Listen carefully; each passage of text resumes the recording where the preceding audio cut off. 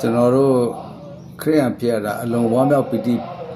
ဖြစ်ရတယ်လို့ကျွန်တော်ထင်တယ်။ဘာလို့ဟိန္ဒူဗုဒ္ဓဘာသာရဲ့အခြေခံမှာ31ပုံကျင်းလည်နေတဲ့လူဘဝများစွာအားလုံးကဒုက္ခကိုရင်ဆိုင်ရတယ်ဒုက္ခကိုရင်ဆိုင်ပြီးဒုက္ခသစ္စာဆိုပြီးတော့ပေါင်းမြောက်အောင်ရင်ဆိုင်ပြီးကြိုးပမ်းရတယ်ကျွန်တော်တို့ကအခုဖြစ်လာတဲ့ဘုရားသခင်ပို့ဆောင်တဲ့ဘဝမှာကျွန်တော်တို့ဒုက္ခရောက်ရတယ်တို့လည်းဒုက္ခကိုယေရှုခရစ်တော်ကအောင်မြင်ပြီးလောကကိုအောင်မြင်ပြီးဒီလောကမှာကျွန်တော်တို့ရှင်သန်နေရတာဒုက္ခကိုရင်ဆိုင်မှုမဟုတ်ဘဲနဲ့ယေရှုခရစ်တော်ရဲ့ကျေးဇူးတော်အောက်မှာ